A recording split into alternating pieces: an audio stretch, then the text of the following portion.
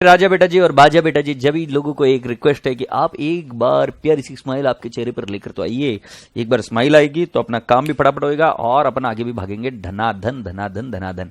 ठीक है, but anyways I was talking to you what you know कि issue of debentures, ये easy part है। तो इसके अंदर हमने क्या बात करी थी कि बेटा जी एक कंपनी होती है, वो डिवेंचर इशू करती है और डिवेंचर इशू करते वक्त आप सभी को ये रिडम्पशन के टर्म्स और ये सब चीजें बतानी पड़ती कि किस तरीके से आप रिडीम करोगे और ये डिवेंचर्स फोरफिट नहीं कर सकते, ये बात बोली गई है।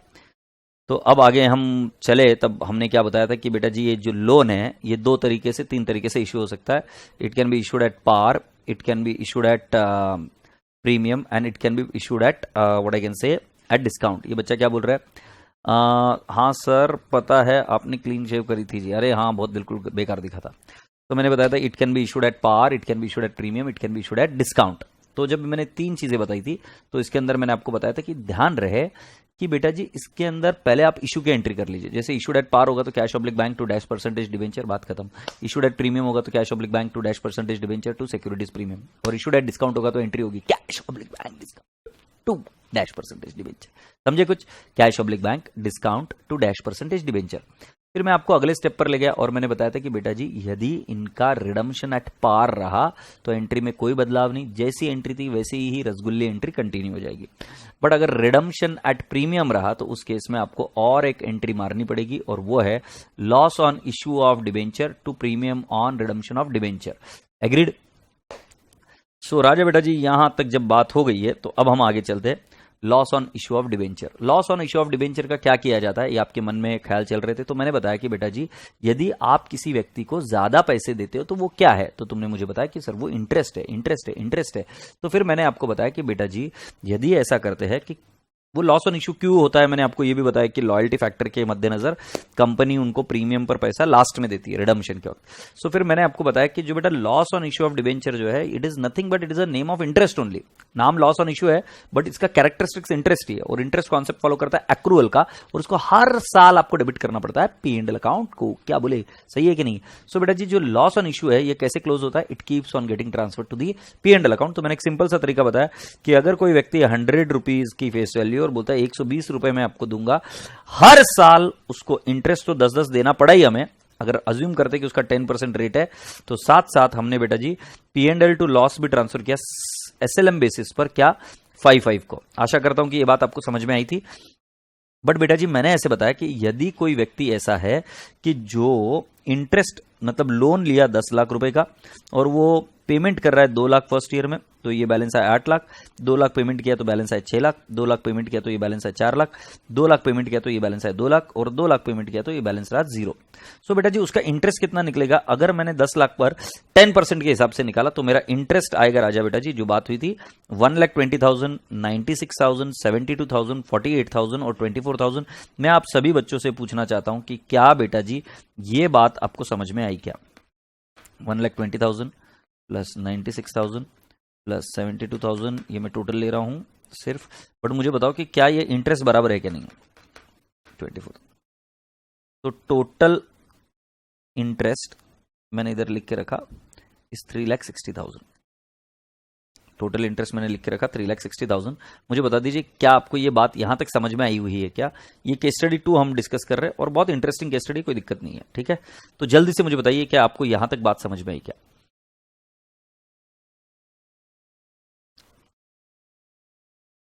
Okay, very good.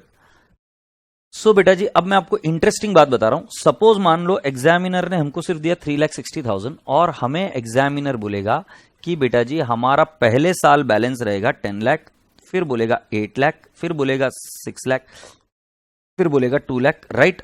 तो बेटा जी इसका जो रेशियो बनता है वो रेशियो क्या बन रहा है, राइट? ये ईयर 1 में यही है ना, ईयर 1, ईयर 2, ईयर 3, ईयर 4 और ईयर 5, राइट? यही बैलेंस है ना। अगर मैं 3,60,000 को, यदि मैं 3,60,000 को इसी रेशियो में बांटूं तो भी मेरा इंटरेस्ट उतना ही आएगा। आई रिपीट, 10, 8, 18, 18 और 6, 4 और 2 कितना आ जाएगा राजा बाबू जी? 30। सो जो हमारा ये 30 का बैलेंस है 360 डिवाइड बाय 30, इंटू 10 अगर मैं करता हूं तो बेटा जी 3,60,000 डिवाइड बाय 30 इंटू 10 तो कितना आ जाएगा राजा बेटा जी 1,20,000 राइट। और फिर 8 का मैं आपको बताऊंगा 96,000, फिर बेटा जी मैं 6 का मैं बताऊंगा 72,000, और बेटा जी 4 का मैं बताऊंगा 48,000, और इसका मैं बताऊंगा 24,000। ये मैंने बताया इंटरेस्ट 3,60,000 इस तरीके से बढ़ रहा है। तो बेटा जी अगर लॉस है, बट उस लॉस को अगर मैं लोन अमाउंट जैसे जैसे कम होती जा रही है वैसा वैसा अगर लिखते चला जाऊं, सो राजा बेटा जी मैं आपको क्या बोल रहा हूं कि मेरा इंटरेस्ट 3,60,000 बिल्कुल सही बढ़ रहा है जैसे मैंने यहां पर एक्चुअली कैलकुलेट किया। बट बेटा जी मान लो आप अगर ये बात समझ रहे हो कि loss on issue of debenture is nothing but interest, ये बात हमारी डिस्कशन हो गई थी, और अगर इसको बांटना है, पहला वाला केस क्या था कि इसके अंदर लोन रिपेमेंट कब 5 साल बाद या 4 साल बाद डायरेक्टली लोन इधर लिया 10 लाख का और 4 साल का टेन्योर था और डायरेक्टली 10 लाख इधर पेड है। जब 10 लाख इधर पेड है तो उस इंटरेस्ट को हमने एसएलएम मेथड पर डाल दिया था क्योंकि हर बार लोन आउटस्टैंडिंग कितना था 10 लाख, बट यहां पर लोन आउटस्टैंडिंग 10 लाख नहीं है, ये रिड्यूसिंग बैलेंस पर इंटरेस्ट लगना चाहिए। सो बेटा जी हमने क्या ले लिया 10, 8, 6, 4, 2। और बेटा जी यदि आप थोड़ा सा और जोर लगाएंगे तो मैं आपको बताता हूं कि इस रेशियो को और एक तरीके से बता सकते हैं। ईयर 1 में कितने साल बचे हुए 5, सम ऑफ डिजिट मेथड याद करिए डेप्रिसिएशन में 5।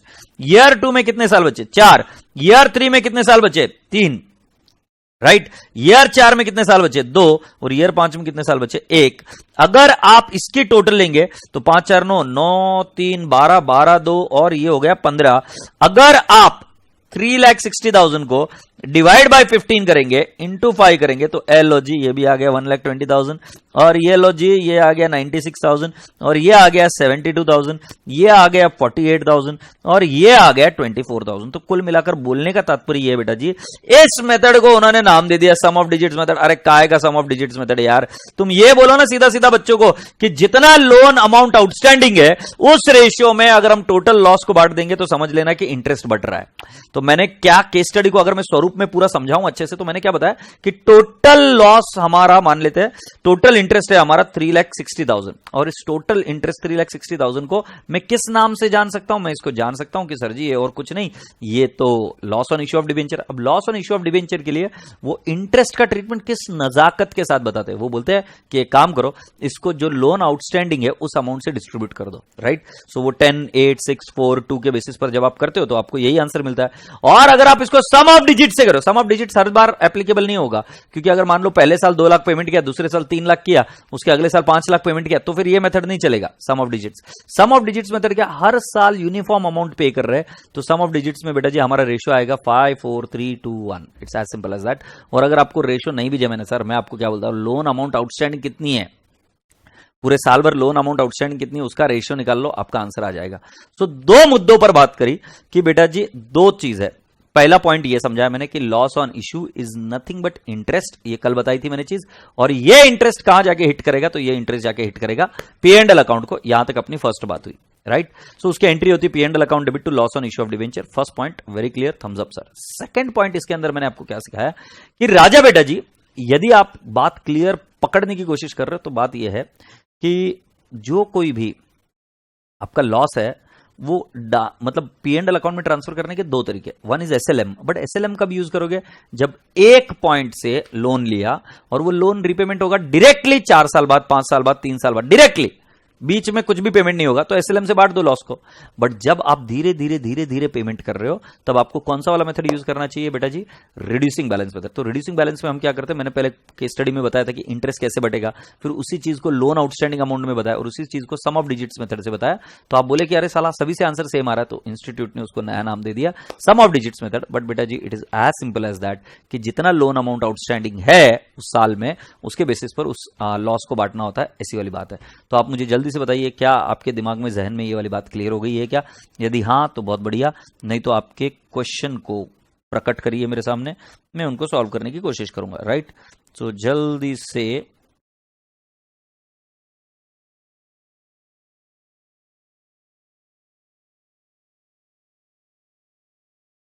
सभी को क्लियर है ये बात? एक बार एक क्वेश्चन देख लो, आरटीपी May 20 का क्वेश्चन है। Pure limited issues 1,12% debenture of 10 each at ₹9.40 on 1st Jan 2018. Under the terms of the issue, the debentures are redeemable at the end of 5 years from the date of the issue. Calculate the amount of discount to be written off in each of the 5 years. बेटा जी पहले वाली entry करेंगे issue की। तो बेटा जी 1,00,000 debenture of 10 each face value कितने में इशू किया? 9.4 में। सो क्या आपको नहीं लगता कि इसकी एंट्री कुछ इस तरीके से होगी? Cash oblique bank 9.4, discount 0.6 to 12% debenture, can I not say 10। अब बेटा जी 0.6 को मुझे मल्टीप्लाई करना पड़ेगा, 0.6 को मुझे मल्टीप्लाई करना पड़ेगा 1 लाख से। सो बेटा जी मेरा डिस्काउंट या लॉस ऑन इशू कितना है बेटा जी? Can I not say it is 60,000 मेरा लॉस है, 60,000 का लॉस है। अब बेटा जी 60,000 को ट्रांसफर करने के दो तरीके, एक एसएलएम। एसएलएम कब करते? अगर रिडम्पशन होगा after end of a term. तो यहां पर देख लो डायरेक्टली रिडीमेबल कब है? Eight the end of the 5 year. तो बेटा जी इसके लिए हमको यूज करना पड़ेगा एसएलएम मेथड, और एसएलएम मेथड से बेटा जी हम क्या करेंगे? कितने साल है? 5 साल। सो 60,000 डिवाइड बाय 5 हम कितना राइट ऑफ करेंगे बेटा जी? 12,000 12,000 12,000। जल्दी से मुझे बताइए क्या ये बात समझ में आई क्या आपको? और यदि हाँ तो इस आंसर को जल्दी से कंप्लीट करिए, फिर हम आपको और एक क्वेश्चन दिखाएंगे।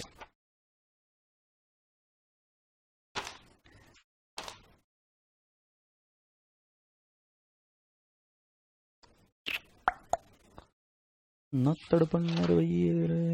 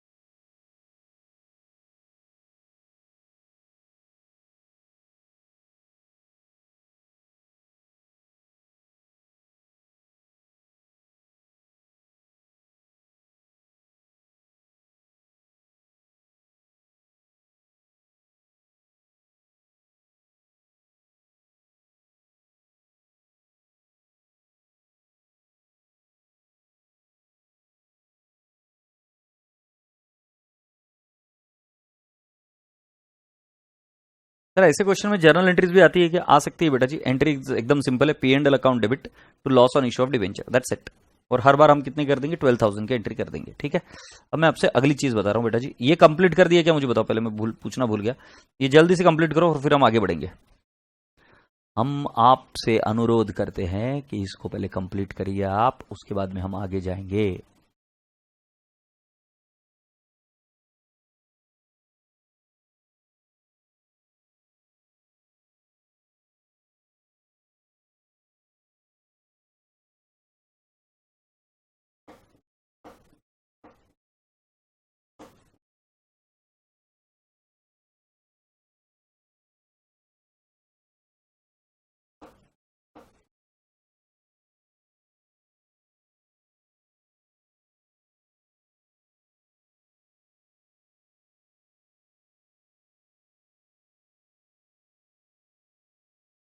बच्चों मैं एक बात बताऊं क्या?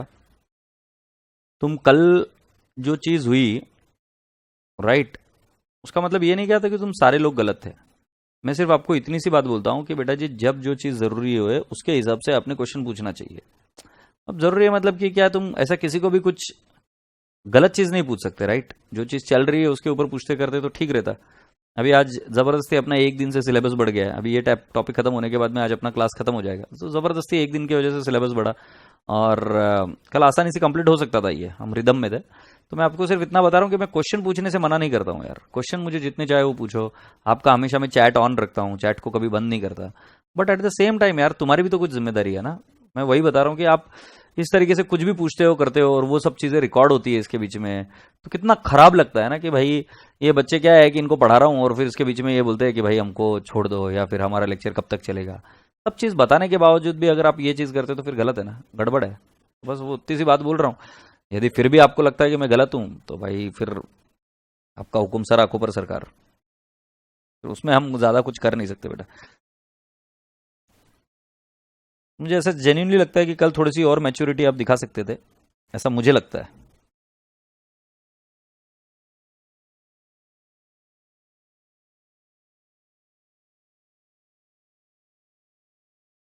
अब बेटा जी मैं आपको इधर और एक क्वेश्चन करा रहा हूं, जरा ध्यान से देखो।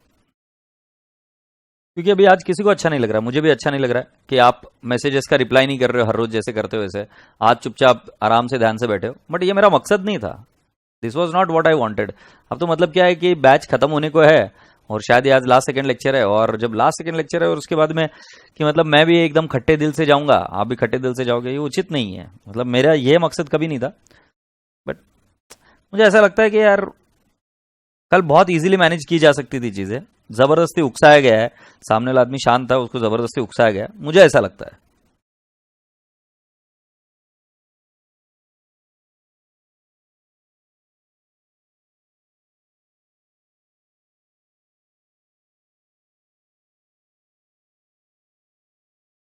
ये देखो बेटा जी, ये वाला इलस्ट्रेशन अभी आपको समझना है, तो मैं आपको क्या बोल रहा हूं जरा ध्यान से देखो। एचडीएफसी लिमिटेड, ये बहुत इंपॉर्टेंट क्वेश्चन है, ध्यान से कर लेना क्योंकि एग्जाम में आ सकता है। HDFC limited issues 2,12% debentures of rupees 10 each at 9.40 on 1st Jan 2020. Under the terms of the issue, 1/5 of the debentures are annually redeemable by drawings. Okay. और उस केस में the first redemption occurring on 31st December 2020, calculate the amount of discount to be written off from the year 2020 to 2024। So बेटा जी मैं पूछूंगा first year में life कितनी है, 5 साल, क्योंकि ये कितने साल के लिए बोला है, 1/5 ना, तो पहले साल लाइफ है 5, 4, 3, 2, 1। बट इसको रट्टा मारने की जगह पे मैं आपको सीधा सिंपल तरीका बताऊंगा। इसका रेशियो क्या है कि बेटा जी पहले जो डिबेंचर आउटस्टैंडिंग थे वो 2 लाख इंटू 10, मतलब कितना बेटा जी 20 लाख आउटस्टैंडिंग थे। फिर नेक्स्ट ईयर 1/5 उसका कर दिया, तो बेटा जी 1/5 कितना आएगा 4 लाख, तो नेक्स्ट ईयर आएगा 16 लाख। और अगर आप इसका भी रेशियो निकालोगे 20 लाख, 16 लाख, 12 लाख, 8 लाख, 4 लाख, तो भी आपका आंसर आएगा। और वही चीज मैं आपको इधर बता रहा हूं, 5, 4, 3, 2, 1। और बेटा जी वही डिस्काउंट को हमने बांट दिया। देखो ये वाली जो चीज है ना, बच्चा याद करके चला जाता है sum of digit, but debenture outstanding before redemption कितना है, सो 20 लाख, 16 लाख, 12 लाख, 8 लाख और 4 लाख। और ये इसलिए किया क्योंकि हम कुछ नहीं बांट रहे, हम हमारे इंटरेस्ट को बांट रहे हैं। और वो इंटरेस्ट कितना है राजा बेटा जी, 1,20,000। सर 1,20,000 कैसा है, सो बेटा जी 2 लाख मल्टीप्लाइड बाय 0.6, सो ये आएगा 1,20,000 हमारा लॉस ऑन इशू या डिस्काउंट ऑन इशू।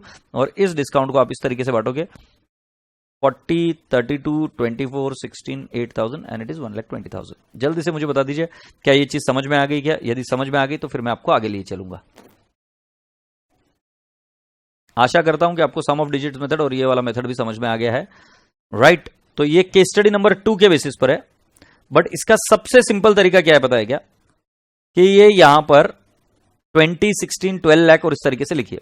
चलो अगर आपको समझ में आया होगा तो मैं आपको नेक्स्ट क्वेश्चन पूछता हूं कि बेटा जी मान लो हमारे डिबेंचर 20 लाख है, पहले साल के एंड में हमने रिडीम किया 3 लाख, फिर हमने रिडीम किया 5 लाख, फिर हमने रिडीम किया 2 लाख, राइट? और फिर हमने रिडीम किया 10 लाख। तो मैं आप सभी लोगों से पूछना चाहता हूं कि हमारा रेशियो क्या बनेगा? अगर आपको सही में समझ में आए तो मुझे देख के बताओ। ये मैंने जो इधर लिख कर दिया वो रिडम्पशन लिख कर दिया, पहले साल के अंत में रिडीम हुआ 3 लाख, फिर रिडीम हुआ 5 लाख, फिर रिडीम हुआ 2 लाख और फिर रिडीम हुआ 10 लाख। अगर आपको ये समझ में आया तो मुझे इसका आंसर बताइए कि क्या रेशियो बनेगा आपका। अगर जेन्युइनली समझ में आया, अगर मैं एग्जामिनर रहूंगा तो मैं ऐसा पूछूंगा कि the debenture would be redeemed like this as follows: 3 lakh at the end of the first year, 5 lakh at the end of the second year, 2 lakh at the end of the third year and 10 lakh at the end of the fourth year. अब इसका answer मुझे बताइए कि क्या ratio आना चाहिए। मैं ratio के इंतजार में।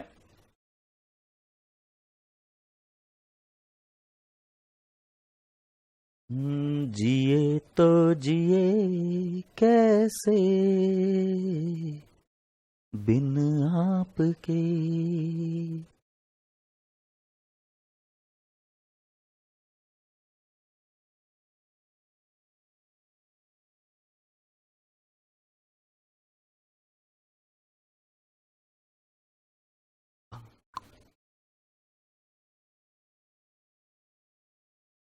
जल्दी से आंसर लिखो रे नलाइको।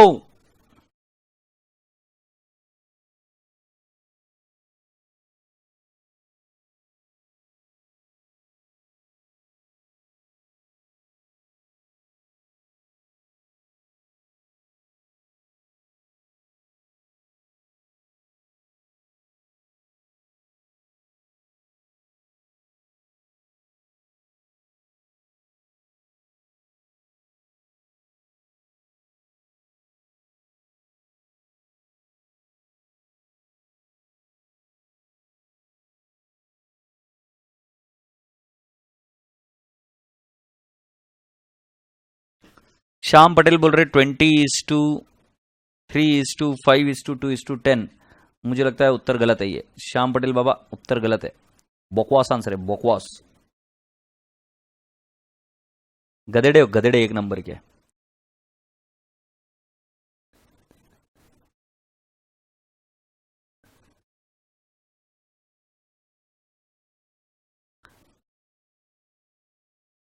बिल्कुल ध्यान नहीं है क्लास में, बिल्कुल ध्यान नहीं है।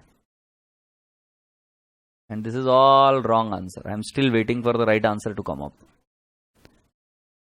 कोई इतना गलत कैसे हो सकता है, मुझे ये नहीं समझ में आ रहा है। हाँ, इसने राशि जैन ने बताया 20, 17, 12, 10 and I think that answer is right. But तुमने उसके अंदर आगे 1 क्यों जुड़ा मुझे नहीं पता। तो जो राशि जैन है ना, ये राशि है। राशि क्या तूने रसोड़े में से क्या, रसोड़े में कौन था? राशि। तुम्हारा आंसर बिल्कुल सही जवाब। और रोहित गुप्ता तुम्हारा भी आंसर बिल्कुल सही जवाब। जय साहब आपका आंसर भी बिल्कुल सही जवाब। आदित्य बकवास आंसर। तो इसका राइट आंसर ये है बेटा जी, शुरुआत में डिबेंचर आउटस्टैंडिंग थे 20 लाख। सो ईयर 1 के लिए 20 लाख, ईयर 2 के लिए बेटा जी 17 लाख, ईयर 3 के लिए राजा बेटा जी 5 लाख का, ईयर 1 में 20 लाख, ईयर 1 में 20 लाख, फिर 3 लाख रुपए का पेमेंट हो गया तो फिर हुआ 17 लाख। ईयर ये ईयर 1 हुआ, ये ईयर 2 हुआ, 5 लाख का पेमेंट हो गया तो ये बेटा 4 लाख। और ईयर 4 में आपका आएगा हाउ मच, 10 लैक्स। और बेटा जी ईयर 5 में 0, क्योंकि अभी हमारा कोई भी बैलेंस बाकी नहीं रहा। तो कुल मिलाकर अगर आप ये नंबर लाइन देखेंगे तो शुरुआत में हमारा कितना था, 10 लाख का लोन था क्या, सॉरी शुरुआत में 20 लाख का लोन था, राइट। और फिर एक पहले वाले साल में एंड में मैंने पेमेंट कर दिया, कितना पेमेंट कर दिया बेटा जी, 3 लाख का पेमेंट किया तो मेरा बैलेंस रहा 17 लाख। फिर राजा बेटा जी मैंने पेमेंट किया कितने का, 5 लाख का। सो 5 लाख का पेमेंट किया तो मेरा बैलेंस रहा बेटा जी 12 लाख। फिर राजा बेटा जी मैंने पेमेंट किया 2 लाख का तो मेरा बैलेंस रहा 10 लाख। और फिर राजा बेटा जी मैंने पेमेंट किया 10 लाख का तो मेरा बैलेंस रहा 0। सो इधर रेशियो जो बनेगा 20:17:12:10, it is as simple as that, और इज टू 0। और ये आपका आंसर बिल्कुल सही। लास्ट में बच्चों ने आंसर सही दिया, बट गधेड़े बच्चे शुरुआत से आप जो आंसर्स दे रहे थे देवर ऑल शिट, और आप ध्यान नहीं दे रहे हो, ये इससे पता चलता है। तो इसका रेशियो आएगा 20:17:12:10 and this is the right answer. मतलब जितना अमाउंट आपका आउटस्टैंडिंग है एट द बिगिनिंग, वो वाली अमाउंट निकालकर आप उसका रेशियो निकाल लीजिएगा, ठीक है। आशा करता हूं कि ये बात आपको समझ में आ गई। अब ये समझ में आ गई है तो हम अगले लेवल पर बढ़ते हैं बेटा जी। और ये वाली चीज है, हेडिंग लिखिए, इसके हेडिंग लिखिए क्या, debenture issued for consideration other than cash. Debenture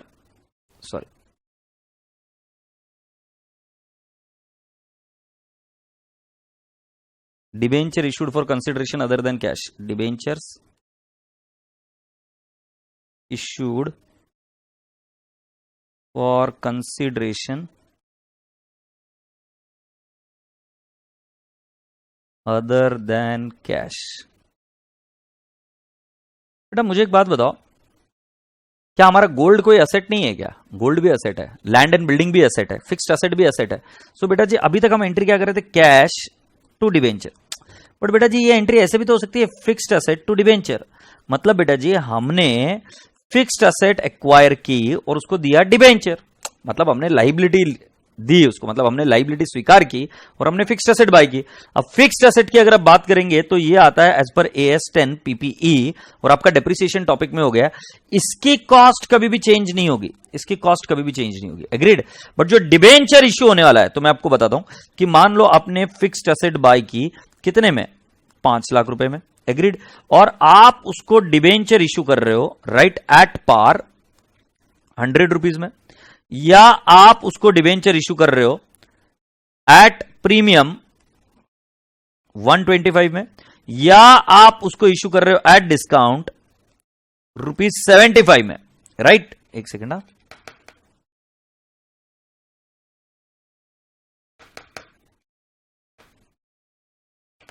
80 करता हूं इधर, या आप उसको इशू कर रहे हो 80 में, राइट। तो ये बात हुई। अब बेटा जी मैं इसकी एंट्री एकदम सरल तरीके से आपको बता देता हूं, इसकी एंट्री कैसे होगी, जरा ध्यान से देखना। बेटा फिक्स्ड असेट अपनी वैल्यू कभी भी नहीं छोड़ता, वो 5 लाख रहेगा। 2 dash percentage debentures, can I not से 5 लाख। और यदि आपको नंबर्स चाहिए, कितने नंबर्स इशू है, एकदम सिंपल है बेटा जी, मेरा 5 लाख मुझे लेना पड़ेगा, divide by 100, it is par value 100 है और इशू प्राइस भी कितनी है, 100 है। इधर पार वैल्यू फेस वैल्यू कितनी है, 100 है, और इधर फेस वैल्यू कितनी है, 100 है, और ये जो है इशू प्राइस है, और ये 125 भी इशू प्राइस है। अब इधर देखिए एंट्री, ये 5 लाख डिवाइड बाय 100 अगर हम करेंगे, so 5 lakh divide by 100 it will turn out to how much, 5000 numbers, 5000 numbers. दूसरे वाले केस में देख लेते हम, फिक्स्ड असेट अकाउंट डेबिट, ये 5 लाख कभी अपनी वैल्यू नहीं छोड़ेगा। सो अब बेटा जी मुझे नंबर्स निकालना है, तो बेटा जी मैं नंबर्स कैसे निकालूंगा, मैं करूंगा 5 लाख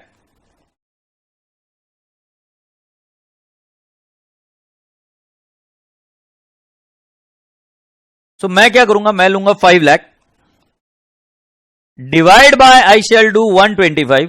सो बेटा जी 5 लाख डिवाइड बाय 125, सो कितना आ जाएगा क्वांटिटी, 4000। बेटा मेरा लॉजिक एकदम सिंपल है, 2 डैश परसेंटेज डिवेंचर्स, मैं लिखूंगा 4000 जो क्वांटिटी नीचे आई है into 100, it will turn out to 4 lakh, और बचा हुआ रकम मैं लिखूंगा सिक्योरिटीज प्रीमियम। अगर आप चाहते हो तो 4000 इंटू मैं लिखूंगा 25 and it will turn out to 1 lakh securities premium. तो कुल मिलाकर क्या, फिक्स्ड एसेट की वैल्यू को हमने चेंज नहीं किया, हमने नंबर निकाला, और नंबर निकालने के लिए हमेशा फॉर्मूला है divide by IP, I repeat divide by IP. So 5 lakh divide by IP is how much is the IP, 125। सो 5 लाख को मैंने 125 से डिवाइड किया तो मुझे निकला क्वांटिटी 4000। अब बेटा जी डिबेंचर क्वांटिटी 4000 और डिबेंचर में कितना जाता है, face value. So can I not से, मैंने इधर लिखा कि भाई 2 डैश परसेंटेज डिबेंचर 4000 इंटू 100 वो आया 4 lakh and 2 securities premium it came up to 1 lakh. इस केस में एंट्री कैसे होगी, फिक्स्ड एसेट अकाउंट डेबिट। मैंने कहा भाई जी फिक्स्ड एसेट अपनी वैल्यू कभी चेंज नहीं करता, मुझे नंबर्स चाहिए, तो नंबर्स के लिए मैं क्या करूंगा, 5 लाख डिवाइड बाय क्या करना है, 80। सो बेटा जी मैं करूंगा 5 lakh divide by 80। So can I not say it is 6250। So 2 dash percentage debenture I say 6250 into 100, सो मैं बताऊंगा 6,25,000। बेटा जी अब बैलेंसिंग फिगर कहां पे आ रहा है, डेबिट में बैलेंसिंग फिगर आ रहा है। डेबिट में आ रहा है तो सिक्योरिटीज प्रीमियम नहीं है, वो क्या है, डिस्काउंट ऑन इशू। और डिस्काउंट ऑन इशू कितना है बेटा जी,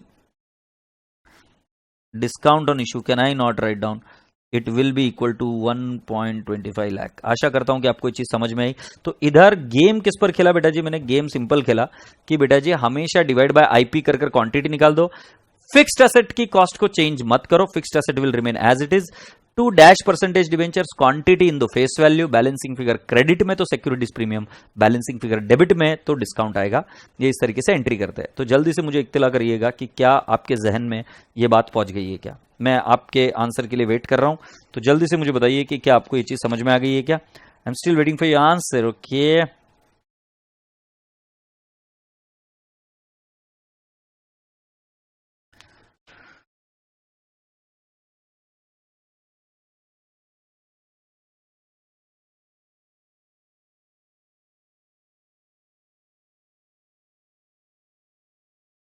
तो बेटा जी लिख कर भी ले लीजिए, once you have done this you can write it down as well. तो स्टेप नंबर 1 क्या है कि divide by the IP, get the quantity, once you get the quantity multiplied by the face value. Fixed asset अपनी cost को कभी नहीं change करता क्योंकि वो AS10 के हिसाब से या डेप्रिसिएशन टॉपिक के हिसाब से काम करता है, and you will get the answer immediately.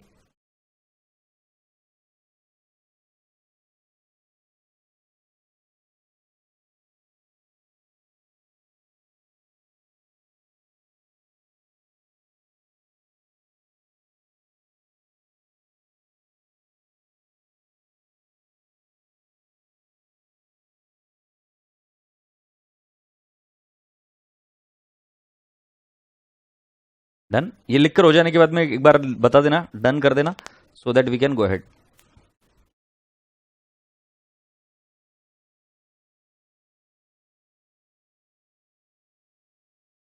लिखकर हो जाने के बाद में बता दियो।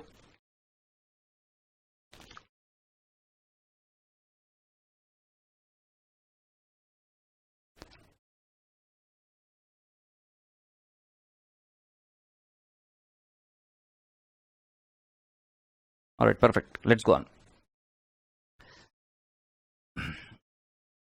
तो मुझे बताओ ये विजय माल्या को जेल में क्यों डाला? विजय माल्या को जेल में क्यों डाला? Vijay Mallya, Y jail? या उसको हम इंडिया में क्यों बुला रहे? तुम बोलोगे सर जेल में तो नहीं, ठीक है, बट विजय माल्या ने किया क्या? किंगफिशर कैलेंडर बना इसलिए डाल रहे, क्यों डाल रहे? विजय माल्या फ्रॉड। सो विजय माल्या ने क्या केस स्टडी किया? तो मैं आपके सामने ये प्रस्तुत करता हूं। विजय माल्या जी जो इतना बड़ा आदमी, डॉन आदमी, देखो। Have you heard about the name Kingfisher? Yes, you may have heard the name of the Kingfisher because of the most prominent name of the beer. और अगर सुने हो पांडे जी तो बहुत गलत चीज है, अगर बियर के लिए सुने हो तो। राइट, तो तुमने बताया लोन रिपेमेंट नहीं कर पाया। तो Kingfisher owns by United Spirit. Vijay Mallya is the chairman of the United Spirit. Mallya owes 9,000 crore from the 17 Indian bank and is accused of fraud and money laundering cases in the country. Right, तो बेटा जी वो क्या हो रहा है कि उस बंदे ने बैंकों से पैसे लिए और फुर्र करके भाग गया। तो मुझे बताओ, ऐसा तुम्हारे केस में ऐसा कोई होता है क्या कि तुमने तुम्हारे दोस्त से किसी से पैसे लिए और पैसे लेने के बाद में तुमने पैसे दिए नहीं, आपके दोस्त ने पैसे नहीं दिए, तो तुम अगर उसका केस करते हो तो क्या वो देश छोड़ के भाग जाएगा या सिटी छोड़ के भाग जाएगा या अपना घर छोड़ के भाग जाएगा या बिंदास रहता है? क्योंकि मेरे लाइफ में रूल मैंने थोड़ा सा अलग देखा है। मेरे लाइफ में मैं ऐसा देखता हूं कि भाई जी कि कोई नहीं भागता यार, सब लोग इधर के इधर ही रहते हैं। मतलब मेरे मान लो मैंने किसी को पैसे दिए और मैं उससे पैसे मांग रहा हूं, नहीं दे रहा है, मैं बोल रहा हूं यार दे यार, मैं तेरी कंप्लेन कर दूंगा, फिर भी नहीं भागता है। मैं उसको बहुत डराता हूं, मैं चिल्ला के बोलता हूं तो भी नहीं भागता है। तो राजा बेटा जी वो तो नहीं भागता है, विजय माल्या क्यों भागा? या फॉर दैट मैटर सुब्रत राय सहारा को क्यों जेल हो गई? ऐसे कई सारे लोग हैं जिनको कंपनीज में फ्रॉड करने की वजह से जेल हो गई। तो आपको हमारे श्री श्री हर्षद बाबू ने एक कहानी सुनाई होगी, मोबिलाइजेशन ऑफ सेविंग्स। मतलब जब ये बहुत सारे लोग इधर पैसा कमाते हैं और ये लोग अपना पैसा लगाते हैं किसके अंदर? कंपनी के अंदर। और कंपनी क्या करती है कि कंपनी यहां पर लाखों लोगों को जॉब देती है। राइट, अगर ये लोग अपना पैसा अपने पास ही रखेंगे, जैसे कि मान लो छोटे कंट्रीज में जो डेवलप्ड कंट्रीज नहीं है, अगर वो पैसे अपने पास ही रखेंगे क्योंकि उनको भरोसा नहीं है कंपनी पर, तो बेटा जी जॉब जनरेट नहीं होते। बट यहां पर कंपनी जॉब देती है, कंपनी गवर्नमेंट को टैक्सेशन देती है, कंपनी भारत की प्रोडक्शन कैपेसिटी को बढ़ाती है। कंपनीज बनने से, मोबिलाइजेशन ऑफ सेविंग करने से हमारे देश की उन्नति होती है, ग्रोथ होती है। राइट, बट अगर मान लो हम पैसा कमाकर अगर हम हमारे घर में ही रख दे, कोई बहुत ज्यादा करोड़पति राजा महाराजाओं का जमाना था, वो पैसा कमाते थे, लोगों से कलेक्ट करते थे और पैसा घर में ही रखते थे, तो उस केस में कभी भी हमारे पीढ़ी दर पीढ़ी में बदलाव नहीं आता था, जो लोग जैसे थे वैसे ही जिया करते थे। बट इस केस में अगर आप देखेंगे तो कंपनी को जब पैसा मिलता है तो कंपनी उससे सोना उगलती है। It can create value for all the Indians. You look at Infosys, you look at TCS, you look at Tech Mahindra, you look at Reliance Industries, you look at this various other companies which have generating lots of revenue for the government. They are providing jobs and all. Suppose मान लो एक व्यक्ति जो company को पैसा देता है, right, ये लोग पैसा देते हैं और इस कंपनी का फ्रॉड करते, कोई तो जानबूझकर, ना देखो गलती हो गई या कुछ प्रॉब्लम हो गई कंपनी में, जेन्युइनली लॉस हो, वो बात समझ सकते हैं। बट कोई फ्रॉड कर अगर ये पैसा लेकर भाग जाता है तो government is very strict. Government बोलते हैं यन्ना रास्कला, आई एम वेरी स्ट्रिक्ट, क्योंकि तू क्या कर रहा है, मेरे देश की तरक्की को रोक रहा है, क्योंकि तू गंदगी कर रहा है। राइट, तू गंदगी करेगा। जैसे फॉर एग्जाम्पल एक कंपनी में गंदगी होती कि वो लोन रीपे नहीं करते, तो पब्लिक ऐसा नहीं सोचती कि उस कंपनी ने रीपे नहीं किया। पब्लिक क्या बोलती कि नहीं भाई सारी कंपनी ऐसी बेकार है, मेरे तो पैसे डूब गए, मैं पैसे नहीं कर। उससे नेगेटिविटी फैलती है भारत में, और जब नेगेटिविटी फैलती है तो people are not interested in investing their money into the companies. Yes और नो? तुम भी मुझे बताओ कि कभी आपके साथ में ऐसा हुआ है क्या कि जब कभी भी कोई एक व्यक्ति आपसे पैसा मांगता है, करप्शन करता है, पुलिस या फिर कोई पॉलिटिशियन या कोई भी, तो तुम क्या बोलते हो कि साला पूरा का पूरा कौम बर्बाद है, ये पूरे का पूरे लोग पैसे खाते हैं साले नालायक, नहीं इनको बिल्कुल इज्जत नहीं मिलनी चाहिए। तो ऐसे सोचते हो कि नहीं सोचते? वैसे ही बेटा जी पूरा का पूरा मार्केट सेंटिमेंट खराब हो जाता है कि एक कंपनी में भी अगर ये डिफॉल्ट या फ्रॉड होता है तो companies act, government is very strict if there are frauds in companies, क्योंकि इसके वजह से क्या होता है कि भारत की मोबिलाइजेशन ऑफ सेविंग को बहुत बड़ी चोट लगती है। यूएस आज इतना बड़ा कंट्री है या यूएस इतनी रिच कंट्री है, it is not because of just government, it is because of the private sector, or it is because of the sectors of the companies which are earning money for them, they are providing job opportunities, they are providing best of the product, right? तो government का role ज्यादा विशेष बड़ा नहीं है, but वहां के लोग जो काम करते हैं उसका रोल बहुत बड़ा है। और वो इसलिए कर पाते हैं क्योंकि लोगों को वहां पर कंपनीज पर भरोसा है और उनको ऐसा लगता है कि कंपनी हमारा पैसा लेकर नहीं भागेगी और वो अपने नाम पर टिकी रहेगी। तो आशा करता हूं कि आपको ये बात समझ में आई। तो बेटा जी, अब कंपनीज एक्ट का रूल क्या है? फॉर एग्जाम्पल ये व्यक्ति है, राइट, इस व्यक्ति ने कंपनी के डिबेंचर लिए, कंपनी के डिबेंचर लिए, राइट, मतलब कंपनी के बुक्स में लोन है और इसने ये डिबेंचर लेकर बैठ गया कंपनी के। अगर कल को कंपनी डिफॉल्ट करती है इंटरेस्ट में या कंपनी डिफॉल्ट करती है प्रिंसिपल के रीपेमेंट में डिफॉल्ट करती है, तो उस केस में मैं आपको एकदम क्लियरली बता दूं कि राजा बेटा जी, ये व्यक्ति आरओसी के पास पहुंच सकता है, रजिस्टर ऑफ कंपनी, की ये कंपनी मेरे पैसे का रीपेमेंट नहीं कर रही है, ये नालायक कंपनी मेरा पैसा रीपेमेंट नहीं कर रही, ना मुझे इंटरेस्ट दे रही, ना मुझे प्रिंसिपल अमाउंट रीपेमेंट कर रही है, तो इस कंपनी को बोलो मुझे रीपेमेंट करे, और अगर ये रीपेमेंट ना करे तो इस कंपनी को क्लोज भी किया जा सकता है, इस कंपनी को लिक्विडेट भी किया जा सकता है। और इससे प्रमोटर लोग बहुत डरते हैं। क्यों डरते हैं? क्योंकि बेटा जी, अगर कंपनी क्लोज हो जाएगी, कंपनी की अगर बदनामी हो जाएगी तो उनके शेयर की वैल्यू भी कम हो जाएगी, कंपनी अगर क्लोज हो जाएगी तो उनके शेयर की वैल्यू भी कम हो जाएगी, तो बहुत डरते हैं ऐसे। तुम्हें समझ में आ रहा है कि नहीं? तो अगर तुम्हारे पास कोई डिवेंचर है और अगर तुम्हारा पेमेंट नहीं हुआ और तुम आरओसी के पास पहुंच गए, आरओसी ये कंपनी मुझे पैसे नहीं दे रही है, आप मेरा कुछ करिए, तो बेटा जी उस केस में आरओसी में भी आपको समझाने के लिए सिर्फ बोल रहा हूं, but there are other entities, other authorities जो उसको बोलेगी कि भाई ये कंपनी या तो तू पैसा पेमेंट कर या हम तुझे ताला लगाने का काम करने का काम करेंगे, तुझे बंद कर देंगे। और इससे प्रमोटर बहुत डरता है। प्रमोटर क्यों डरता है? प्रमोटर मतलब जिस व्यक्ति ने कंपनी बनाई, क्योंकि अगर उसकी कंपनी को बंद कर दिया जाएगा तो पूरा का पूरा नुकसान है। तो एक एग्जाम्पल देखते हैं, ओयो रूम्स एक कंपनी है। मान लो ओयो रूम्स ने बहुत अलग अलग लोगों से लोन लिया लोन, यस।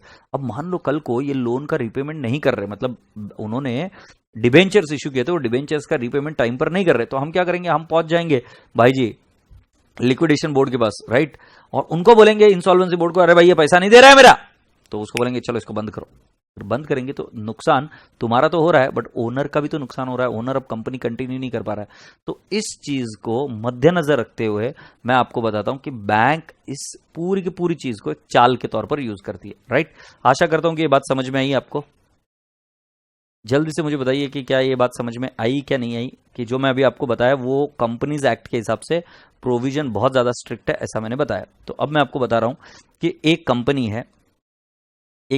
है, इसको पैसे की सख्त जरूरत है, राइट। तो एक बैंक को अप्रोच करती है, तो बैंक बोलती है ठीक है कितने रुपए चाहिए, तो ये बैंक कंपनी को दे देती है 1 करोड़ रुपए, राइट। कंपनी एंट्री कर देती है बेटा जी, cash oblique bank account debit to loan account, cash oblique bank account debit to loan account 1 crore, ठीक है। ये एकदम प्लेन वैनिला एंट्री। बट ये बैंक क्या बोलती है कि मुझे कुछ तो सिक्योरिटी चाहिए। आई रिपीट, मुझे कुछ तो सिक्योरिटी चाहिए कि तू कहीं पर भी भाग कर नहीं जाएगा, तू मेरे पूरे पैसे देगा, मुझे सिक्योरिटी चाहिए। सो बैंक को क्या बोला जाता है कि व्हाई डोंट, बैंक क्या बोलता है मुझे सिक्योरिटी चाहिए। सो बैंक क्या बोलता है कि मैं तेरे नाम का, मतलब तू मुझे काम कर, तू तेरे डिबेंचर इशू कर। सो ये कंपनी बैंक को चुपके चुपके एक लेटर लिख कर देती है, डिबेंचर इशू कर देती। प्लीज समझने की कोशिश करो, डिबेंचर इशू नहीं किया, ये ऐसे लिख कर दिया एज अ सिक्योरिटी कि ऐसा बोला जाता है कि कंपनी बोलती है कि मैंने आपको डिबेंचर दिए कितने रुपए के, around 1.5 CR, right, at the rate of 18%, ये ऐसे लिख कर दे दिया, और ये एक्चुअली था एट द रेट ऑफ 12%। तो ट्रांजैक्शन एक्चुअली ये है, बट बेटा जी बैंक खुद को सेफ साइड करने में क्या लिखा कर लेती है सामने वाले कंपनी से कि तुम ऐसा लिख कर दो मुझे, या ऐसा मुझे एक डिबेंचर सर्टिफिकेट बना कर दो कि तुमने मुझे डिबेंचर इशू किए 1.5 करोड़ के और वो 18% है, और हम एक अंडरस्टैंडिंग बना लेंगे कि ये डिबेंचर्स सिर्फ सिक्योरिटी के तौर पर यूज किए जाएंगे। अगर तुमने 1 करोड़ का लोन रीपेमेंट करने में या उसके इंटरेस्ट के रीपेमेंट करने में कभी भी आनाकानी की, कभी भी कुछ कांड किया, तो बैंक बोलती है मैं सीधा पहुंच जाऊंगी वहां पर आरओसी के पास में और उनको बोलूंगी कि सरकार इन्होंने मुझे डिबेंचर इशू किए थे और ये डिबेंचर का रीपेमेंट नहीं कर रहे। बट ये कब जा सकती है बैंक? जब there is a default in the original loan. ये सिर्फ एक सिक्योरिटी के तौर पर एक चिट्ठी वो लिखा कर ले लेते कि भाई तुमने मुझे डिबेंचर दिए।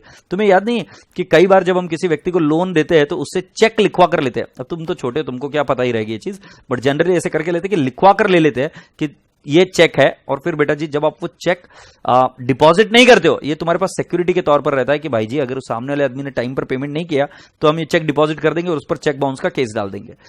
सेम लॉजिक से इधर बैंक ने लोन दिया है, बट बैंक अपने आप को प्रोटेक्ट करके रखना चाहती है। प्रोटेक्ट करके रखना चाहती है, सो बैंक उनसे क्या बोलती है कि तुम ऐसे ही चुपके चुपके मुझे डिबेंचर्स दे दो। डिबेंचर्स दे दो 1.5 सीआर के, राइट, 18% के हिसाब से। मतलब जो ओरिजिनल एग्रीमेंट है वो तो अलग हो गया लोन का, बट सिक्योरिटी के तौर पर बैंक के पास एक दस्तावेज आ गया। अब इस दस्तावेज के बेसिस पर बैंक अगर कल को पैसा नहीं पेमेंट किया तो क्या कर देंगे, बैंक चली जाएगी आरओसी के पास में और बोलेगी कि भाई साहब ये मेरा पैसा नहीं दे रहा है, इसे पैसा मांग कर दो।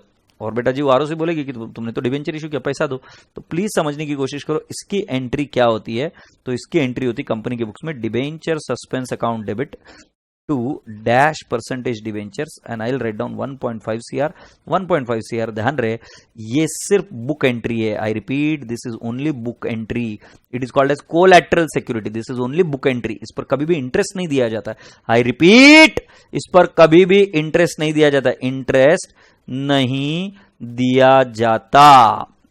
इंटरेस्ट किस पर दिया जाता है राजा बेटा जी, ओरिजिनल अमाउंट पर इंटरेस्ट दिया जाता है, दूसरे वाले अमाउंट पर इंटरेस्ट नहीं दिया जाता है। इसकी एंट्री क्या होती है बेटा जी, कैश ऑब्लिक बैंक ने debenture suspense to dash percentage debenture. Agreed. अब बेटा जी ये एंट्री क्या है, ये तो सिर्फ बुक एंट्री है। हम इसका सिर्फ डिस्क्लोजर देते हैं बैलेंस शीट में कुछ इस तरीके से। कई बार हम इधर लिखेंगे bank loan, right, bank loan कितना है 1 सीआर है, एक तरीका ये हुआ। और इसके ब्रैकेट में लिखेंगे secured by issue of debenture as collateral security, as collateral security। एक तरीका ये हुआ, तो मतलब हमने बैंक लोन हमारा डिस्क्लोजर दे दिया, भाई जी ये बैंक लोन तो लिया है हमने, बट सिक्योरिटी के तौर पर हमने डिबेंचर इशू करके रख दिया, क्योंकि कल को अगर हम पेमेंट नहीं करेंगे सो ये कंपनी, ये बैंक पहुंच जाएगी आरओसी के पास और बोलेंगे कि सर जी मेरा डिबेंचर का पैसा पेमेंट नहीं हो रहा है, आप इस कंपनी को बंद करो और मेरा पैसा निकाल के दो।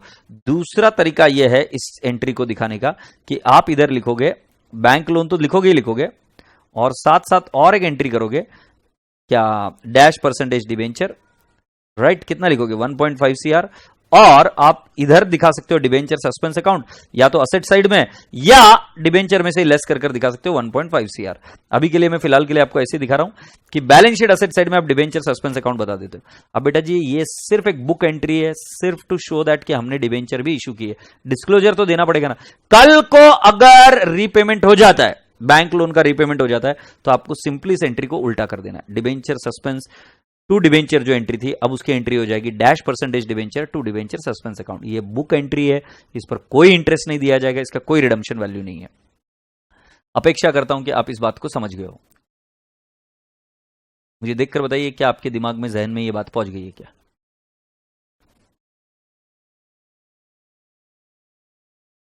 जल्दी से मुझे बताइए क्या ये बात समझ में आई क्या आपको?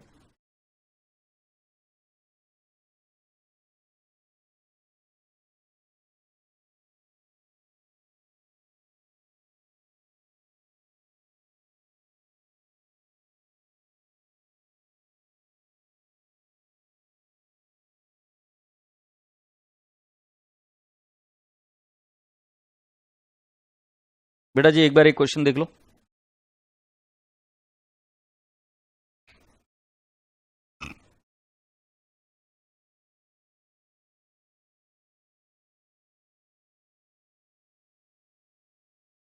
X Limited obtains a loan from IDBI Bank of 1 crore, giving a collateral security of 1.5 crore of 10 each, 14% first mortgage debenture. बेटा कोलैटरल सिक्योरिटी बता दिया कि आपको इसकी एंट्री क्या होगी, debenture suspense account debit to dash percentage debenture. अब ये लोन लिया, इसकी एंट्री क्या होगी, cash oblique bank to loan 1 crore 1 crore. So बेटा जी ये पहली वाली बात तो आपको समझ में आ गई। In the notes to account पहले हमारा लोन है लॉन्ग टर्म बोरिंग में, सिक्योर्ड लोन हमने लिखा आईडीबीआई लोन, ठीक है। अब इन द ब्रैकेट हम क्या लिखते हैं, collaterally secured by issue of 1 crore 50 lakh 14% first mortgage debenture.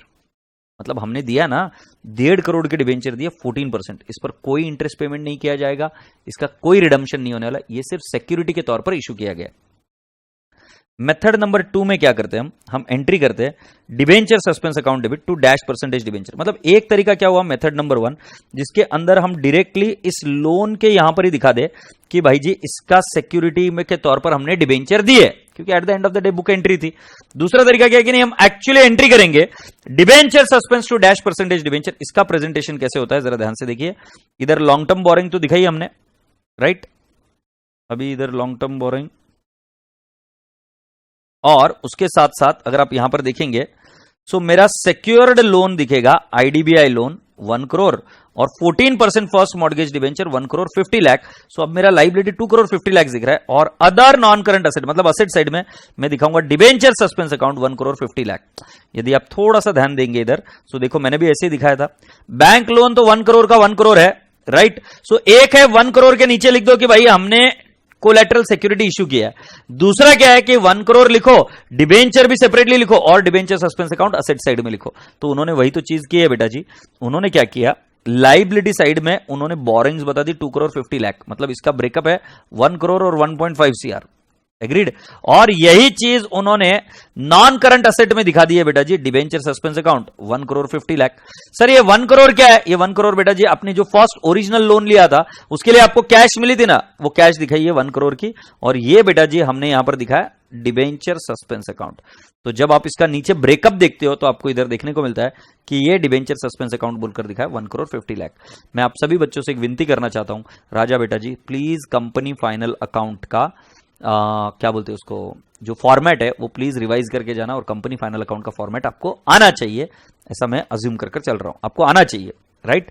अब बेटा student should note that method 1 is much more logical from the accounting point of view, that is therefore it is advisable to follow method number 1। अब method number 1 में क्या करते हैं, हम entry नहीं करते, हम सिर्फ ब्रैकेट में लिख देते हैं debenture are issued for so and so consideration. I repeat, debentures are issued for so and so consideration, ये हम लिख देते हैं एज ए कोलैटरल सिक्योरिटी।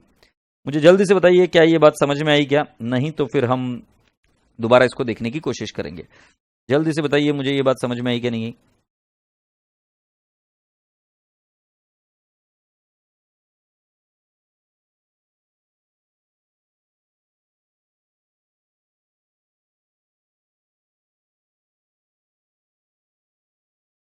और क्वेश्चन नंबर 2 के पास आ जाइए, जल्दी से मुझे बताइए क्या ये चीज समझ में आई क्या नहीं आई।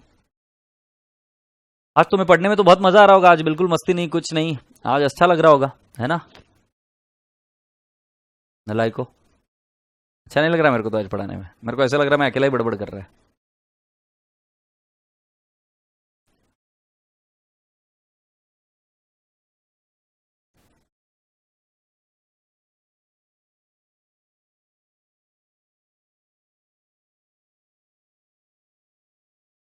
चलो पढ़ लेते अभी क्या है।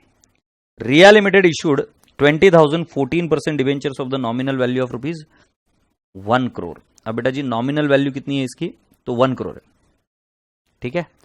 As follows, to sundry person for cash at 90% of the nominal value of rupees 50 lakh. तो जरा ध्यान से देखो, मुझे कैश के लिए डिवेंचर मिले, तो बेटा जी कैश मैंने कितने इशू किया 90% ऑफ द नॉमिनल वैल्यू, तो कैन आई नॉट से 50 लाख इंटू 90% 45 लाख रुपीज मिले मुझे, और डिस्काउंट आएगा 5 लाख टू 14% डिबेंचर्स मेरा आ जाएगा 50 लाख, और ये क्वांटिटी कितना आ जाएगा राजा बेटा जी, तो कैन आई नॉट से 1 करोड़ के लिए 20,000 डिबेंचर है, सो कैन आई नॉट से 1 करोड़ डिवाइड बाय 20,000, तो पर की वैल्यू कितनी है 50 है क्या,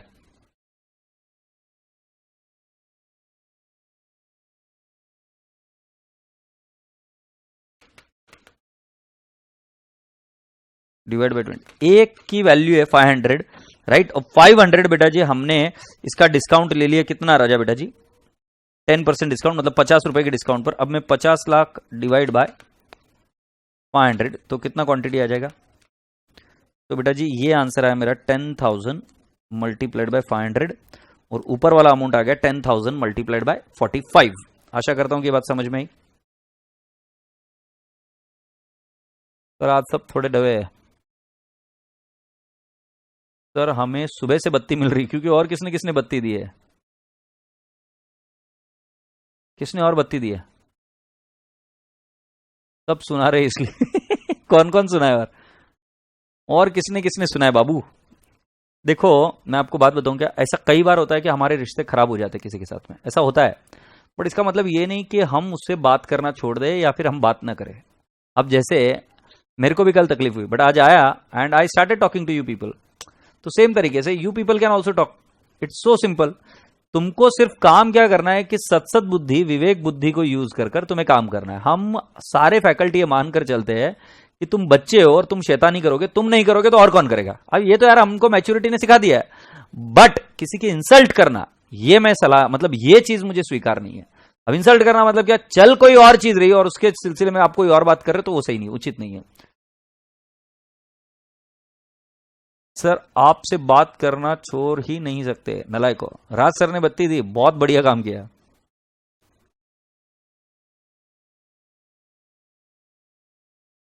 सो राज सर ने क्यों बत्ती दी, राज सर ने क्यों बत्ती दी, क्या किया तुमने आज कांड, क्यों राज सर ने बत्ती दी तुमको इतना। माकड़ मीन्स क्या होता है, मानव खुद को आईने में जाकर एक बार देख ले, माकड़ समझ में आ जाएगा। तो राज सर ने क्या बत्ती दी और किस लिए बत्ती दी, पहले ये बताओ। तो बेटा जी पहली वाली एंट्री देख लो। अरे यार, bank account debit to debenture application और फिर debenture application discount to 14% debenture.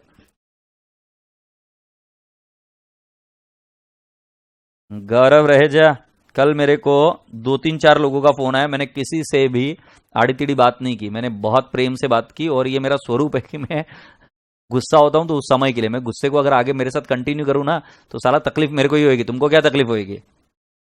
मैं ऐसा कभी काम नहीं करता है, क्योंकि मुझे मेरी बेटी के साथ में रहना है, उसके बाद में मेरी वाइफ के साथ में रहना है। तो if I go ahead and talk to them abruptly और टॉक समथिंग नॉनसेंस, तो वो फायदेमंद नहीं है। दो चीजों को मिक्स नहीं करने का। लेक्चर अपलोड करने के लिए बोला था, अच्छा तो इसके अंदर तुमको चिल्ला दिया, वेरी गुड।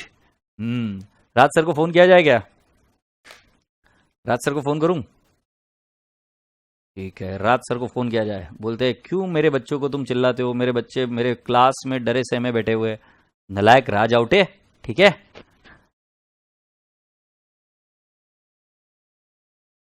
तो सर बोला आज सिर्फ अपलोड करूंगा, क्लास नहीं लूंगा, और फिर ऐसे ही हुआ क्या। हम्म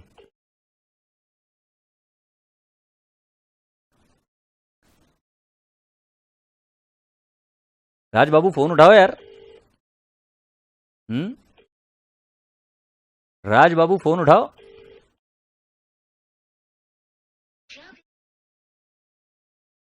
नहीं उठा रहा फोन, ठीक है कोई बात नहीं, बात करेंगे तो बताएंगे, बोलेंगे उनको।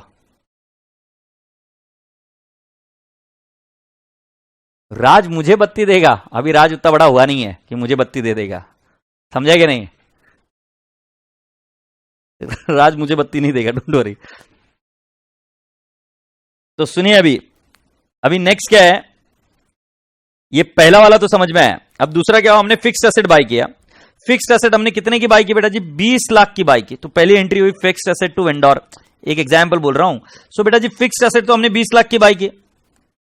अब बेटा जी वेंडर को पे करना है, तो वेंडर का फिगर चेंज नहीं होगा, 20 लाख।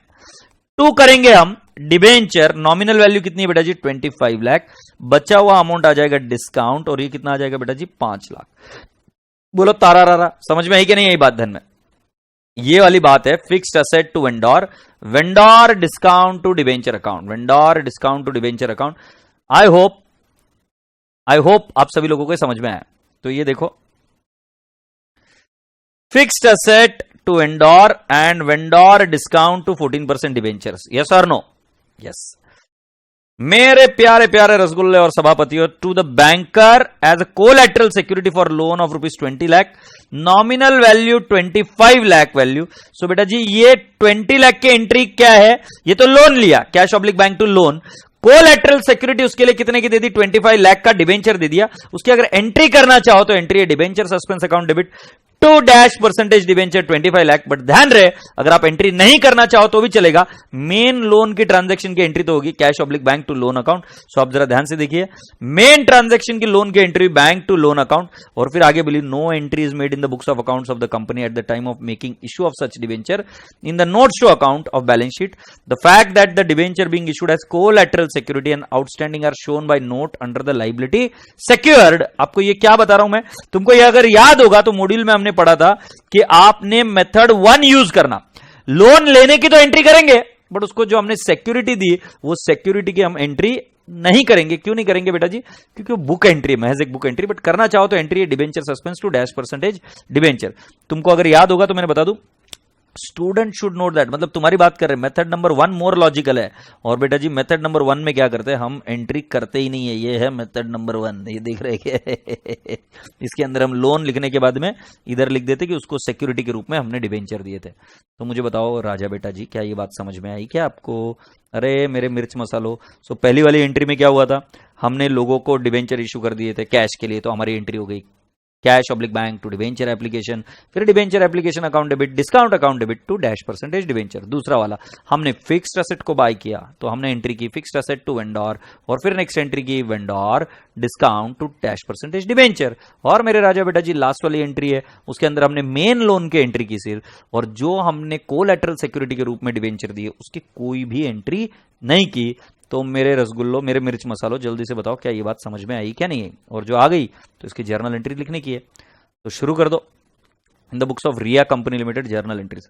चलो मैं तुमको आज एक बात बताता हूं, सुनोगे मेरी बात? बेटा तुम्हें पता है क्या, कोई भी बच्चा, मैं ऐसा नहीं बोल सकता कि ये बहुत ज्यादा मतलब तुम्हें पता है क्या मैं कैसे जज करता हूं बच्चों को, कि यू शुड बी, मैं कैसे फ्रेम करूं इन चीजों को, मुझे बता, मतलब मुझे पता है क्या कि मैं आपको कभी भी जज नहीं करूंगा। मतलब कल मैं गुस्सा हुआ तो मैं आज तुमको जज करूंगा, मैं ऐसा व्यक्ति नहीं हूं। और मैं आपको भी यही चीज सलाह दूंगा कि आप भी किसी को जज मत करना, क्योंकि इससे आपको बहुत तकलीफ होती है। दूसरे वाले को तकलीफ बाद में होगी, जैसे मुझे तकलीफ पहले होगी, आपको तकलीफ होगी क्या नहीं होगी मुझे नहीं पता। जैसे कल बच्चे आराम से नींद लेके सो गए होंगे, मुझे तकलीफ ज्यादा होती है। तो हमेशा ध्यान में रखना कि आपने जब कभी भी कोई चीज हो जाए छोटी मोटी, तो उस चीज को आपने भी भूल जाना जल्दी से, और सामने वाले आदमी ने भी जल्दी से भूल जाना। कल एक गुड़िया का मुझे इतना बुरा लगा, उसका फोन आया मुझे, and I don't even know her name, she was crying, but I didn't mean to make her cry. मेरा वो मकसद नहीं था, अगर मुझे पता होता कि वो रोने वाली है तो मैं काम कभी नहीं करता। बट चीज ऐसी है कि आपको अगर मैं रोकूंगा नहीं, टोकूंगा नहीं, तो जो ये पागलपन है ना आपका, ये आप कहीं पर भी करोगे, राइट? जब तक आपको सुधारते नहीं है ना, जब तक आपको पेरेंट्स, टीचर्स, शिक्षक लोग ये चीजें सुधारते नहीं ना, आपको बोलते नहीं है ना, तब तक आप क्या कांड करोगे पता है तुम्हें? तुम जाओगे और किसी के सामने भी यही बड़बड़ करोगे। मतलब कोई कुछ बोल रहा है, मतलब जस्ट इमेजिन करो कि किसी की शादी हो रही है, राइट? मतलब तुम्हारे भैया है, वो लड़की देखने गए हैं और तुम भी उनके साथ चले गए हो, तुम छोटे भाई हो उनके, तुम देखने चले गए हो। अब ठीक है, तुमको भी पूछ लिया कि तुम भी कुछ क्वेश्चन पूछ लो, तुम गधेड़े के जैसे कुछ भी क्वेश्चन पूछ लो, तुम्हारी बहन है क्या? तो सोचो, तुम्हारे भैया की भी शादी नहीं होगी, भैया मारेगा ही मारेगा, घर वाले और पीटेंगे खोपचे में लेकर। तो कहीं पर भी कुछ भी बड़बड़ करना, ये वाली प्रॉब्लम है ना, ये लगाम लगाकर ही सिखाई जाती है। तो राजा बेटा जी हमेशा ध्यान रखना कि कभी भी ऐसे सीरियस चीजों को नहीं लेना, but at the same time you should improve your life, that's what I am good like to tell you, ठीक है ना? नहीं तो क्या कहीं पर भी कुछ भी पूछोगे तो फिर तो क्या गड़बड़ तो होनी है ना? एंट्री करो, एंट्री करो। बूम बूम शाकलाका बूम बूम शैक, बूम बूम शाकलाका बूम बूम शैक। इन आंखों की मस्ती में मस्ताने हजारों है।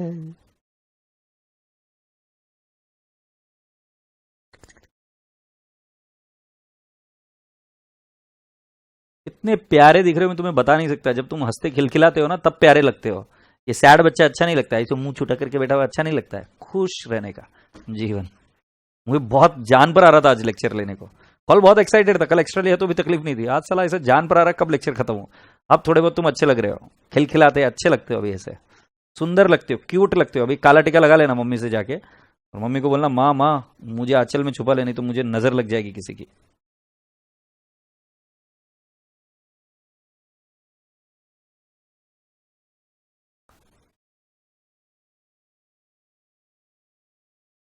ये तबला मास्टर सच्ची बोल रहा है कि ऐसे ही फेंक रहा है साले कमी ने? मेरे को शौक है, बट मैं गाता नहीं हूं, क्योंकि मुझे लगता है मैं बेकार गाता है। सच्ची बताना आइश, तू तबले की कसम खा के बता, मैं ऐसा नहीं मानेगा, क्योंकि तेरे लिए तबला सब कुछ भगवान है। नहीं पर तू क्या है, मैं तेरे को जबरदस्ती बोल रहा हूँ, तू मेरे को हर्ट करेगा नहीं, तो कुछ भी बोलेगा। नहीं नहीं, मेरे को तेरे पर भरोसा नहीं, मत बोल कुछ भी बड़ा बड़ा।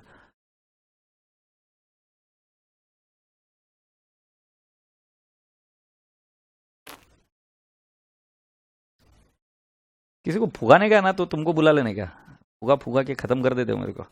चलो एंट्री करो ना, को ज्यादा देर उशारी मत करो अभी।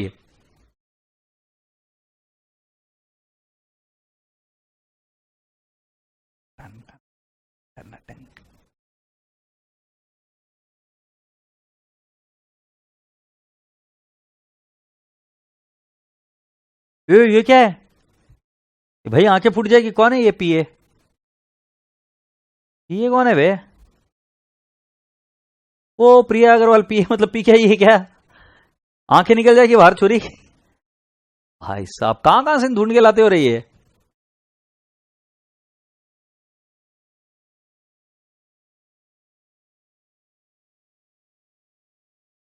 हाँ मुझे भी लगा बहुत ज्यादा है। बहुत ज्यादा है। कितना कौन हंसता है?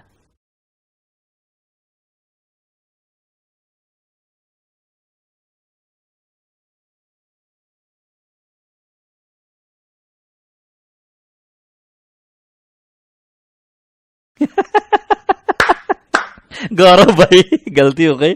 आगे से नहीं गाऊंगा मेरे भाई। नहीं गाऊंगा नहीं गाऊंगा नहीं गाऊंगा। बस।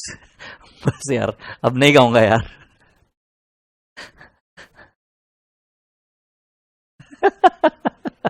ऐसा पुगाते हो फैकल्टी को।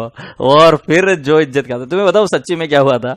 एक बार मैं ऐसे ही फुगाए थे। मैं नया नया टीचर बना था। तो नया नया टीचर बनाया था तो क्लास में हमारे गाने गाते थे तो मुझे भी बोला गाना गा दो। मैंने गाना गा दिया। अब गाना गाया मैंने मेरे को गाने का शौक। माइक हाथ में तो लेकर हमने गाना गाना शुरू किया। मैंने गाना गाया वगैरह सब कुछ हो गया। और मैं छोटा था ही रे। तो फिर मैं एकदम दुबला पतला एकदम छोटा सा नया नया टीचर बना था। फिर वहां पर गया मैं। नीचे चला गया वगैरह वगैरह। फिर वापस आया क्योंकि फाउंडेशन की मतलब उस जमाने में सीपीटी की क्लासेस चला करती थी।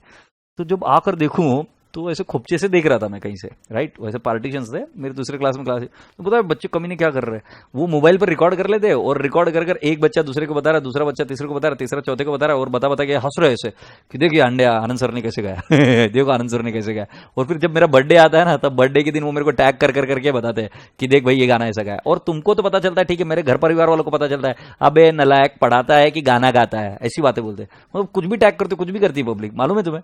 साला मतलब मेरे को गाना गाने का शौक है पर तुम ऐसा फुगाते कि बस पूछो मत।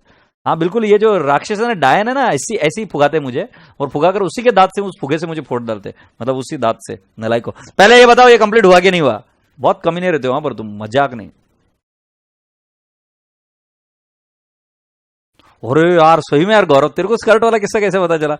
You are absolutely right. ये बात सही है।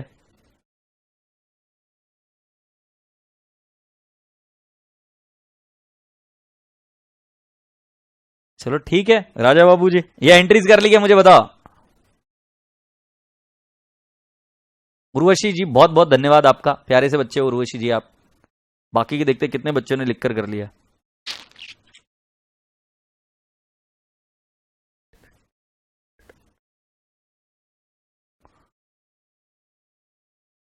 सत्यम शिवम सुंदरा। ठीक है अब बेटा जी मेरे हिसाब से अब एक क्वेश्चन रहता है वो मैं बोलता हूं कि आप खुद भी कर सकते हो क्योंकि सेम टू सेम क्वेश्चन है। और वो क्वेश्चन नंबर कौन सा है मैं आपको बता देता हूं। एक क्वेश्चन जो रहा है नवंबर 20 में क्वेश्चन आया था। नवंबर 20 में एक काम करते हैं ना देख ही लो ना। Question number 10। बेटा ये आप ही कर लोगे क्या? क्योंकि मुझे और एक चीज समझानी है अभी आपको। फिर उसके बाद में हम लेक्चर को अलविदा कहेंगे। और मुझे आज दूसरा और एक लेक्चर लेने जाना है रेगुलर बैच का। तो क्वेश्चन नंबर 10 रेगुलर बैच आप कर पाएंगे कि नहीं कर पाएंगे मुझे बताओ। जल्दी से उत्तर दीजिए मुझे ये कर पाएंगे कि नहीं कर पाएंगे।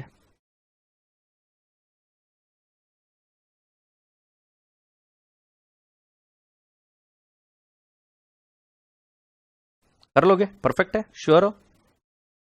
ओके तो अब मेरी बात ध्यान से सुनो। बेटा जी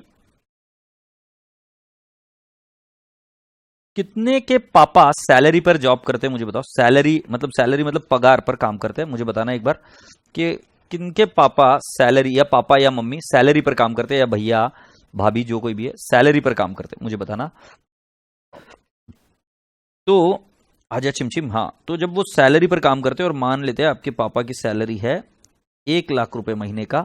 तो क्या उनको 1 लाख रुपए मिलता है या उनका टैक्स काट के उनको पैसा मिलता है?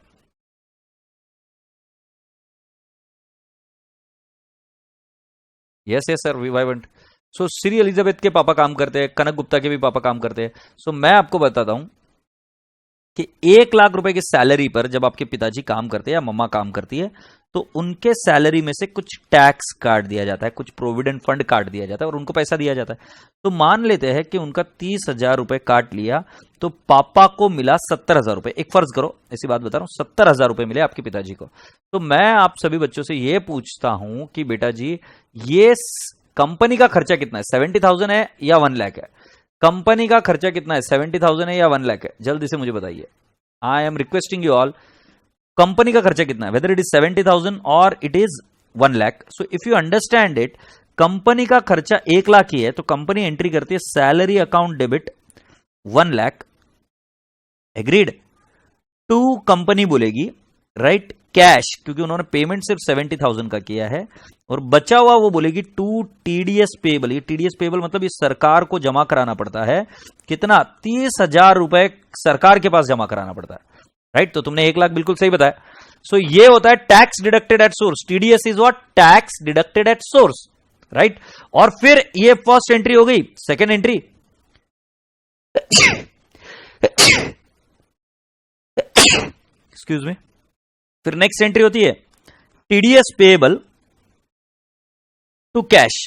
तो कुछ बच्चे बहुत विद्वान होते हैं, वो क्या पूछते हैं, सर क्या हम टीडीएस पेएबल को न करते हुए डायरेक्टली यहां पर सैलरी टू कैश 1 लाख नहीं लिख सकते क्या? नहीं लिख सकते, क्योंकि बेटा जी टीडीएस पेएबल की जो डेट है वो अलग डेट होती है, वो अगले महीने को पेमेंट करना होता है। मतलब इस महीने सैलरी दी तो टीडीएस अभी नहीं भरना पड़ता है, टीडीएस अगले महीने की 7 तारीख को भरना पड़ता है, सारा का सारा टीडीएस, राइट। तो ये दोनों एंट्री सेपरेट करने का। अगर कोई बच्चा बोलेगा सर टीडीएस पेबल कैंसल, जैसे 11th-12th में करते थे, और सैलरी टू कैश बोल दो 1 lakh, your answer is wrong. You have to make the entry salary to cash to TDS payable और फिर टीडीएस पेबल टू कैश।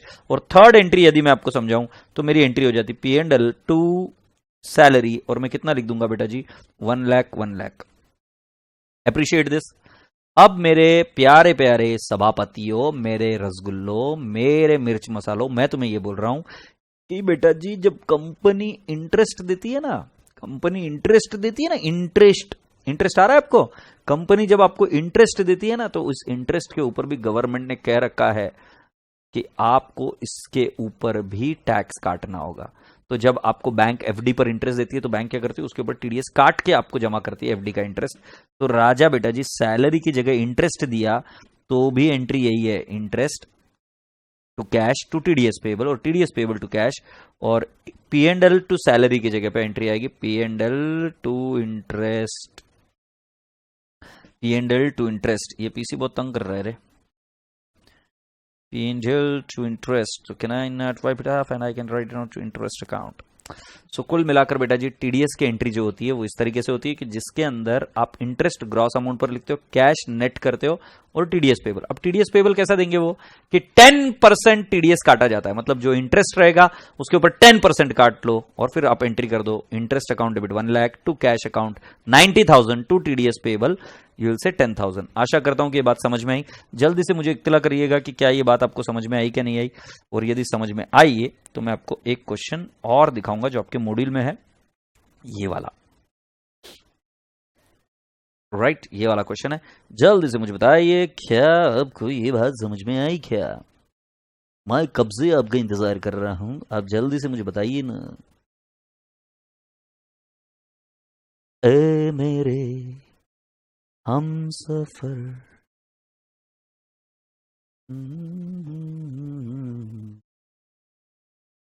सदा ही दे रही है मंजिल प्यार की।